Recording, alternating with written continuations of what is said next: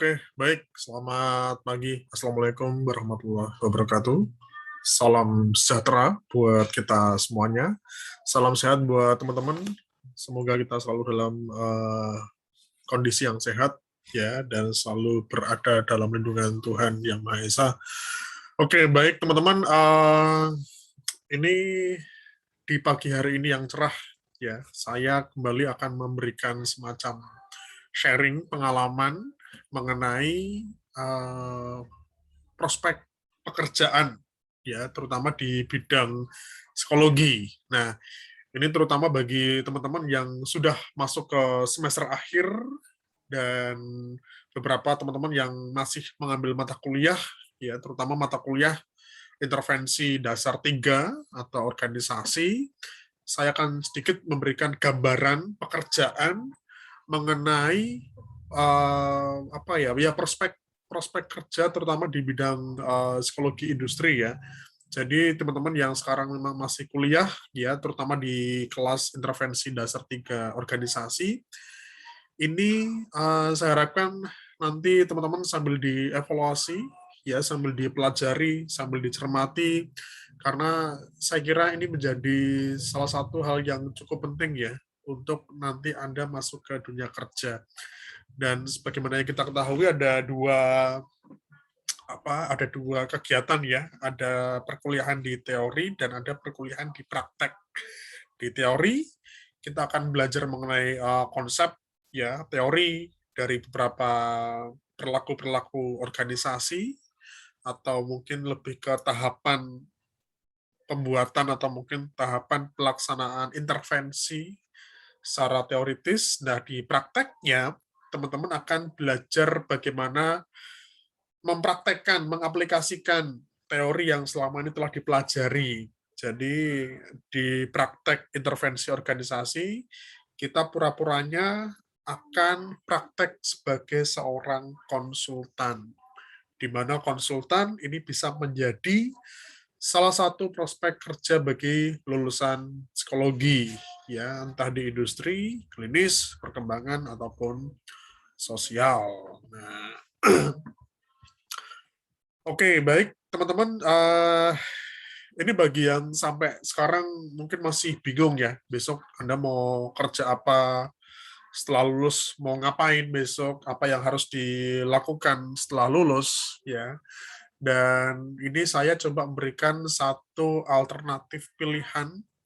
Ini bagi teman-teman yang besok insya Allah tidak lama lagi akan lulus, atau mungkin beberapa yang sudah lulus sekarang, coba ya sambil dicermati, sambil dipelajari, kira-kira Anda cocok nggak nih untuk menjadi seorang konsultan. Baik, ya sekali lagi ini pilihan teman-teman. Artinya teman-teman juga perlu mempelajari, meriset, karena prospek kerja di bidang psikologi industri itu sangat banyak. Ya di psikologi industri saja ya itu cukup banyak pilihannya. Anda bisa kerja sebagai HRD, Anda bisa mengajar, bisa menjadi seorang trainer, dosen, Anda juga bisa bekerja sebagai konsultan itu sendiri, atau misalnya besok ya mau bikin biro sendiri, mungkin harus S2 dulu misalnya untuk legalitasnya. Nah, ini yang saya kira harus ditentukan dari sekarang.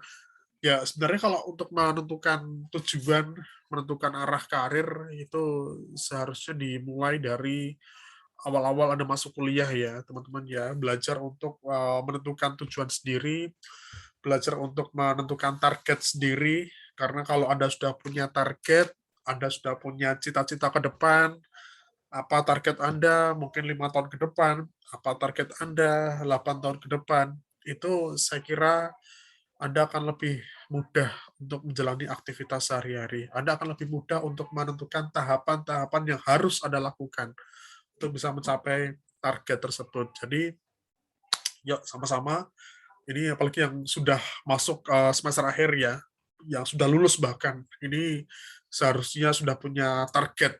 Anda ke depan, arah karirnya, atau mungkin Anda sebagai seorang individu, sebagai seorang lulusan, terutama di bidang psikologi, Anda pengen jadi apa sih?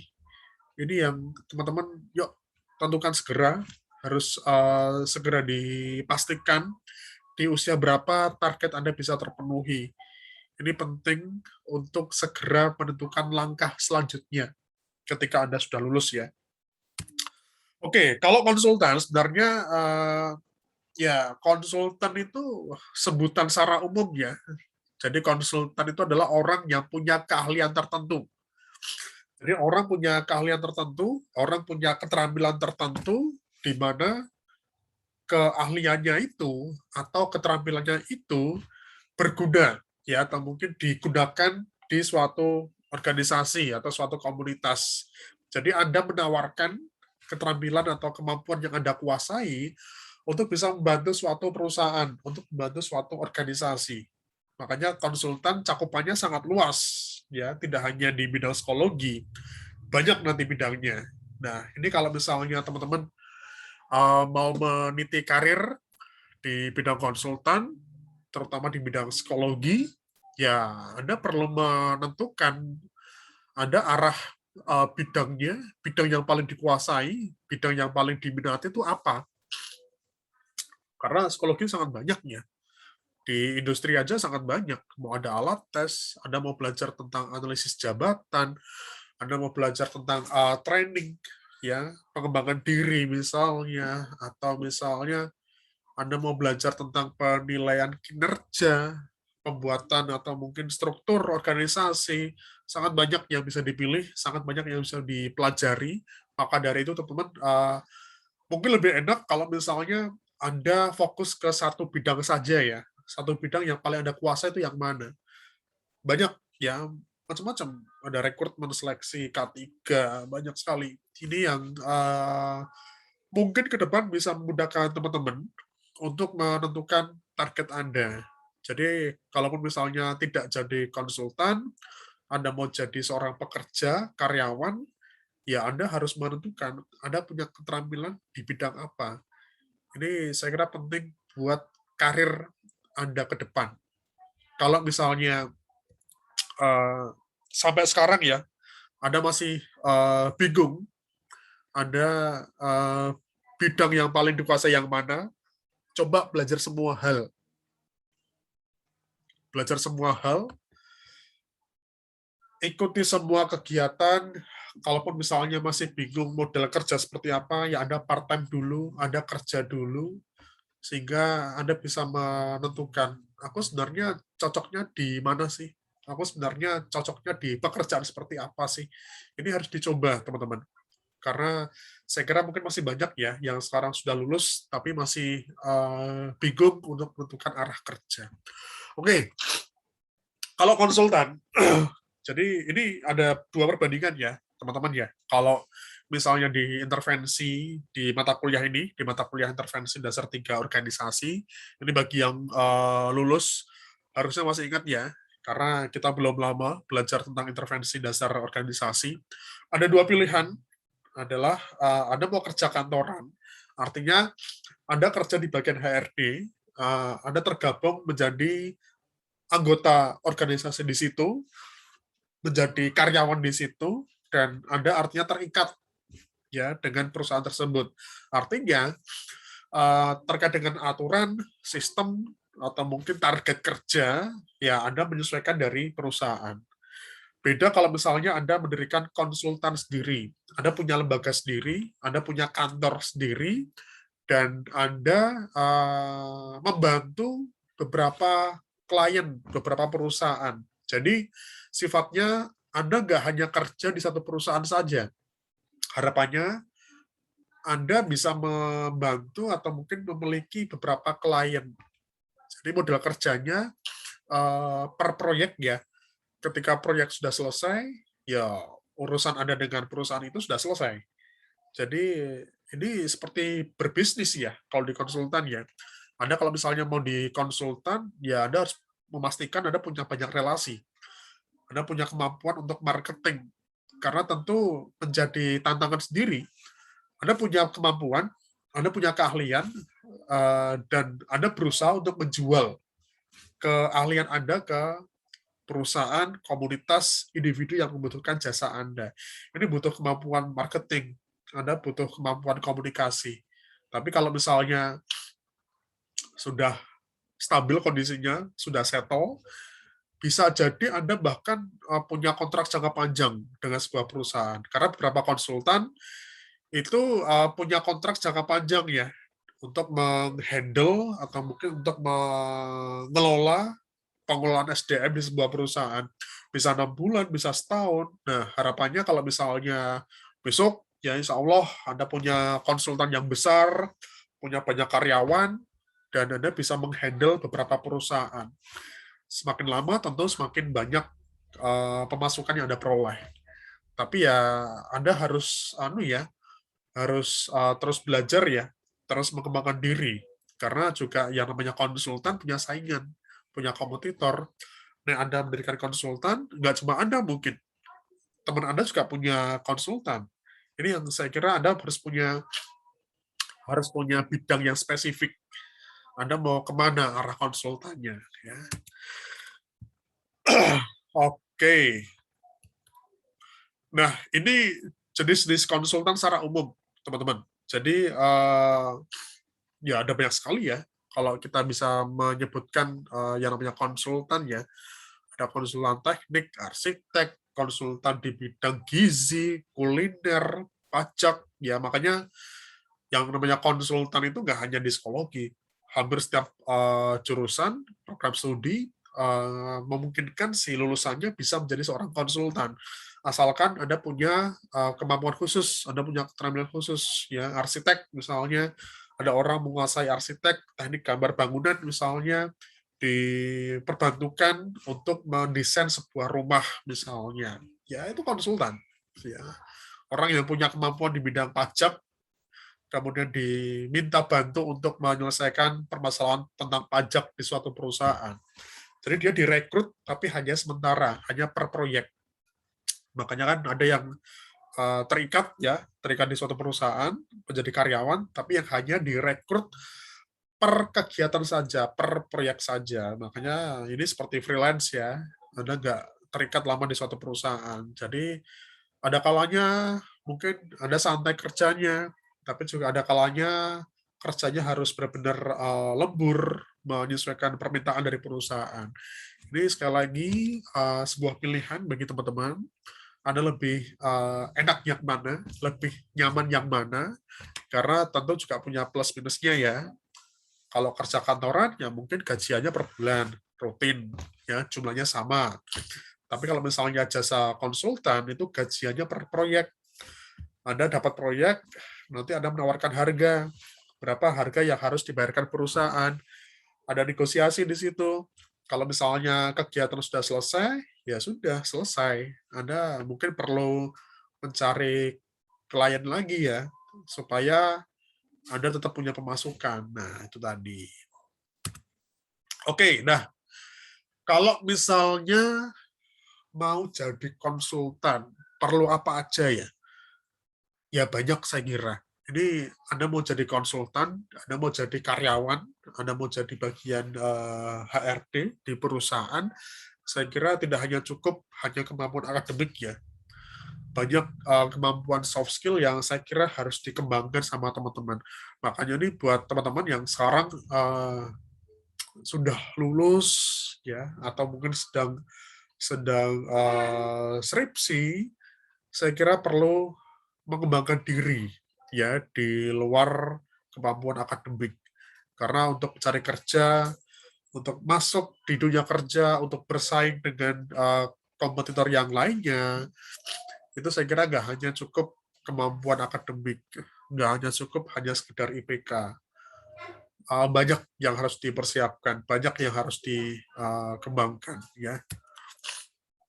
Oke, nah ini bagi teman-teman, saya coba ngasih beberapa tips ya, beberapa pengalaman. Ya sampai sekarang saya masih terkadang kerja sebagai konsultan. Jadi walaupun saya punya ikatan di kampus ya, di institusi, tapi di luar kampus terkadang saya juga menjadi seorang konsultan. Artinya beberapa perusahaan, beberapa komunitas, atau mungkin dari teman, ya, secara individual, itu kadang meminta bantuan saya untuk menyelesaikan beberapa permasalahan yang tentunya berhubungan dengan psikologi. Ini bisa menjadi tambahan pemasukan, tapi di luar itu juga bisa mengembangkan kemampuan kita.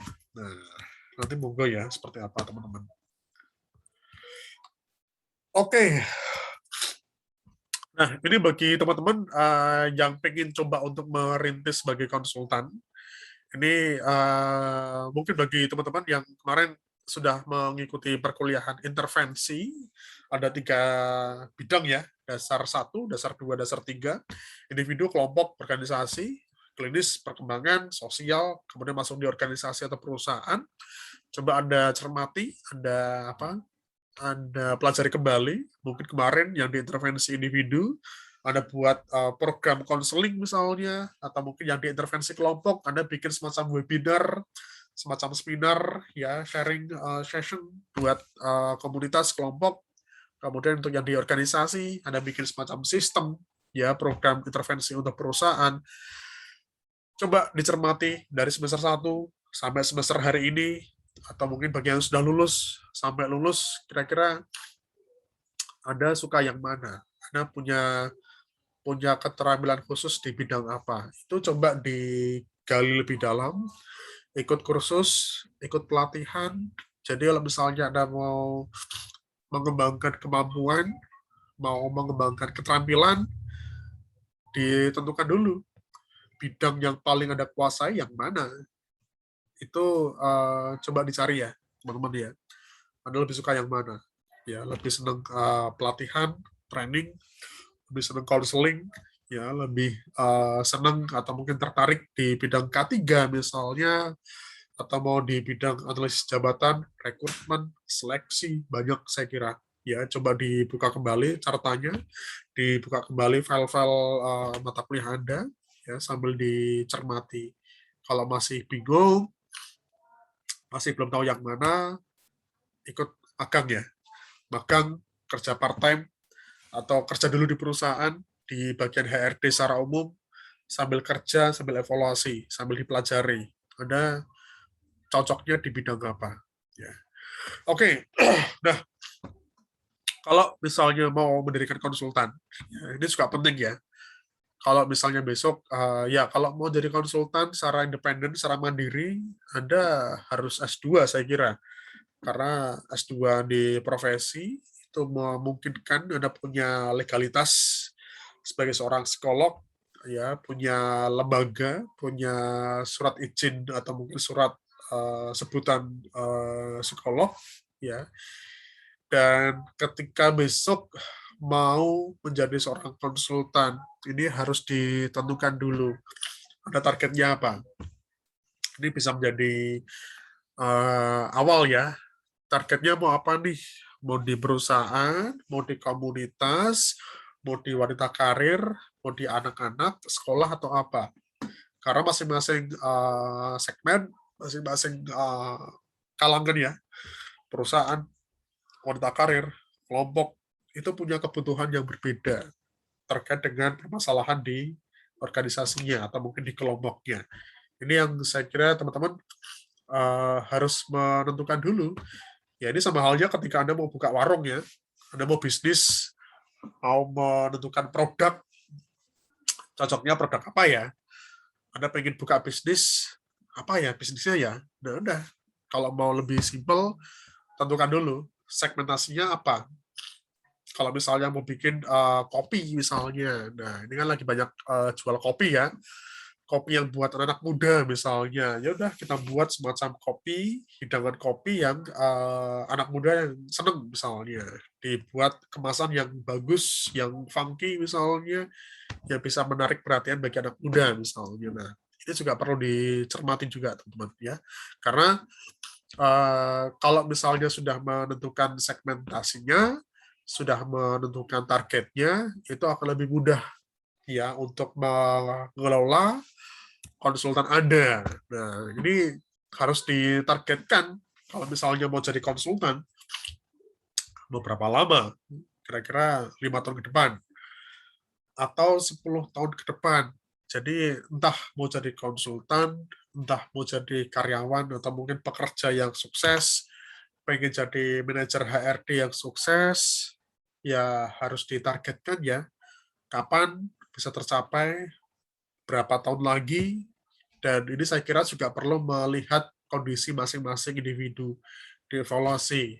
Ada sekarang kondisinya seperti apa, kemampuan yang Anda kuasai seperti apa, keterampilan yang Anda kuasai sudah sejauh apa.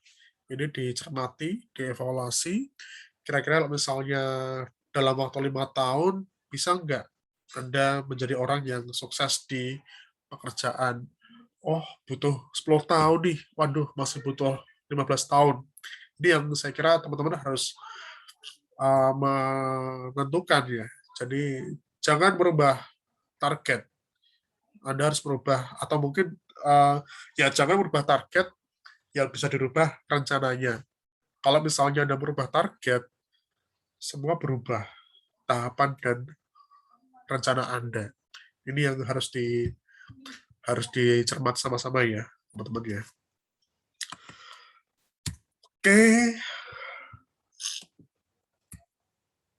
Oke.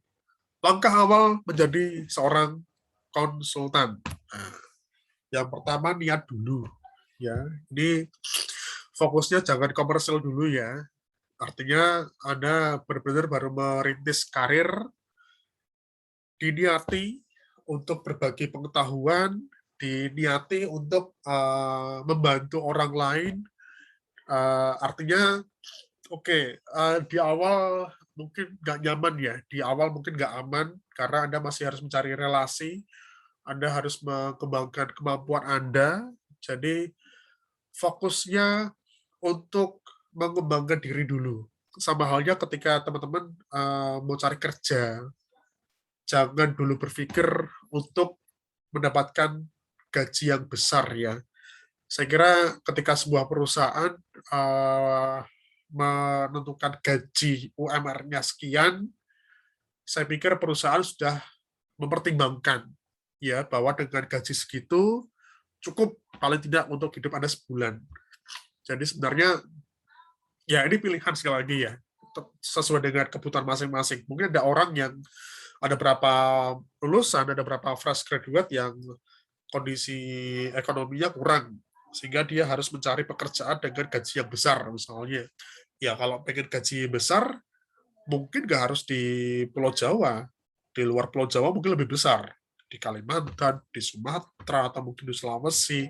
Tapi juga dengan kondisi living cost-nya atau biaya hidupnya juga besar. Asal Anda masih bisa mengelola ya. Jadi walaupun gajinya besar, biaya hidupnya besar, coba Anda siasati. Karena ya kalau misalnya kita mau cari gaji besar, tentu kita sebagai manusia nggak pernah puas ya. Jadi harus ditentukan dulu apa yang menjadi kebutuhan Anda. Oke, yang kedua, relasi. Ini saya kira penting ya, dan memperkuat kompetensi. Jangan berhenti untuk belajar, teman-teman. Karena yang namanya bekerja, Anda sudah lulus, sudah siap mencari kerja, bukan berarti Anda berhenti belajarnya. Belajar harus terus dilakukan ya, karena ya globalisasi, teknologi, ini nyebarnya cepat, ya masing-masing orang berusaha untuk terus mengembangkan diri, dan Anda nggak belajar, Anda nggak mengembangkan diri, Anda akan tertinggal sama yang lainnya. Nanti kalau misalnya ada beberapa pekerjaan, lowongan kerja, yang lain sudah punya kemampuan ini itu, Anda masih kosong kemampuannya. Ini bahaya. Anda bisa ketinggalan sama yang lain. Makanya berusahalah untuk belajar semua hal yang Anda sukai, yang Anda minati. Karena siapa tahu sesuatu yang Anda kuasai itu bisa membantu Anda untuk bisa mendapatkan pekerjaan atau menentukan rencana karir selanjutnya ya. Oke, ya ini lebih ke etika ya teman-teman ya, lebih ke etika. Kalau misalnya ini, makanya teman-teman ketika Anda sedang praktek Ya, untuk intervensi dasar 3 organisasi, ada kan pura-puranya sebagai konsultan, ada diminta untuk membantu ya perusahaan yang punya problem. Makanya teman-teman harus ngobrol ya, harus berkomunikasi dengan pemilik usaha atau pemimpin perusahaan, pemimpin organisasi, kira-kira punya problem nggak di perusahaannya, punya problem nggak di organisasinya, dan Anda coba untuk menawarkan kemampuan dan keterampilan yang Anda kuasai. Kalau kedepannya ya, kalau menjadi seorang konsultan, kalau misalnya Anda nggak terlalu menguasai pada suatu bidang, ya Anda sebaiknya menyerahkan bidang itu ke orang yang lebih